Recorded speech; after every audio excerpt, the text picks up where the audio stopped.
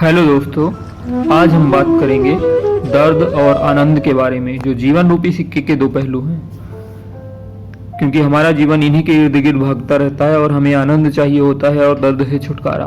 कई बार जो चीज़ें हमें आनंद करने वाली लगती हैं वो हमें दर्द पहुंचाती हैं लॉन्ग टर्म में, और जो लॉन्ग टर्म में आनंद वाली होती हैं वो शॉर्ट टर्म में दर्द की तरह दिखती हैं, तो हम उन्हें दूर भागते हैं। तो चलिए जानते हैं इनके जो असली मतलब है दर्द और आनंद के, वो क्या हैं और हम कैसे लाइफ में ये सब चीज़ें अपना सकते हैं। इसके लिए मैं एक उदाहरण पेश करना चाहूँगा जो आज का मैनेजमेंट फंडा है एन रघुरामन जी के द्वारा लिखा गया, तो उसी से हम कुछ उदाहरण लेंगे।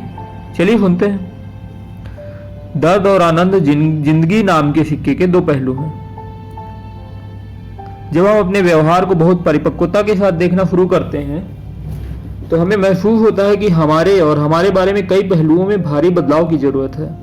ऐसा नहीं है कि हम बदलना नहीं चाहते, लेकिन बदलावों को लाने के लिए संघर्ष करना पड़ता है। यह ज्ञान मुझे गुरुवार सुबह रुक्मणी रामचंद्रन से मिला। वे उन कई केंद्रीय कर्मचारियों में से हैं जिन्हें मैं अपने 42 साल की पेशेवर जिंदगी में से जानता हूँ, जो अपने काम को सेवा मानते हैं। और संयोग से उनके विभाग का नाम भी साई अर्थात सुप्रीम ऑडिट इंस्टीट्यूशन है, जो सरकारी विभागों का ऑडिट करता है। उन जैसे लोगों की वजह से ही कोई सरकार सुशासन का गौरव पाती है। इसलिए जो भी वे मुझे भेजती हैं मैं उसे गंभीरता से पढ़ता हूँ, क्योंकि वह सोचने पर मजबूर करता है। मैं जब वह पढ़ रहा था तब मेरी कार गुरुवार की सुबह 6 बजे इंदौर के नज़दीक पीथमपुर इंडस्ट्रियल बेल्ट से गुजरी। मैं खुली खिड़कियों से सुबह की बयार का आनंद ले रहा था। अचानक कई इंसानों की बातों ने मुझे डिस्टर्ब किया। जब मैंने नजरें उठाई तो देखा कि सैकड़ों युवा और अधेड़ सुबह का व्यायाम कर रहे थे, तो कुछ हाईवे के किनारे जॉगिंग कर रहे थे। ज़्यादातर युवा वाकई में एक्सरसाइज को लेकर गंभीर थे और उनकी टी शर्ट पीछे से भीग चुकी थी। अगली जगह मानपुर थी, जहां मैंने देखा कुछ लोग सड़क के डिवाइडर पर नमस्ते की मुद्रा में खड़े होकर सूर्योदय का इंतजार कर रहे थे। उस शहर की पूर्वी तरफ की पहाड़ियों से ढके होने के कारण सूर्योदय थोड़ा देर से दिखता है।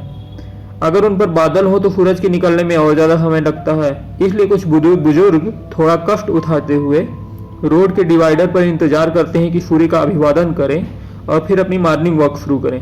फिर मैं जैसे जैसे गांवों और शहरों से गुजरा, मैंने देखा कि लोग और कम सक्रिय होते जा रहे थे और उनके काम की गति धीमी हो रही थी।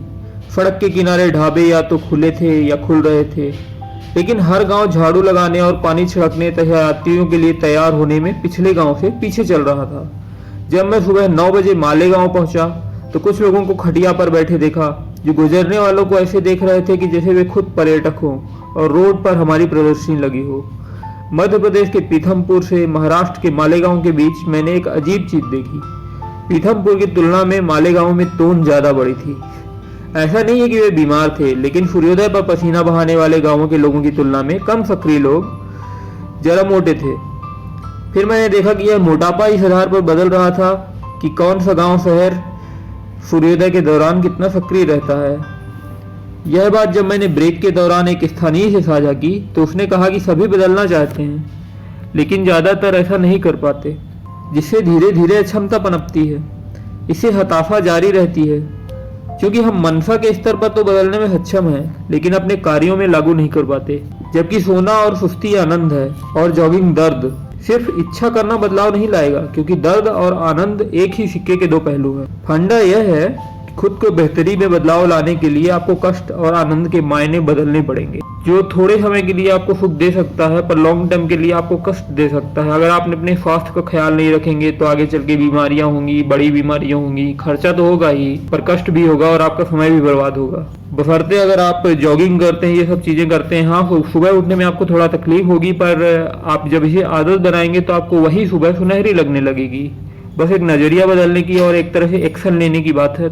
आई होप ये पहलू आपको बहुत अच्छी तरह से समझ में आ गया होगा कि अब आगे आपको क्या करना है वो तो आप जानते ही हैं।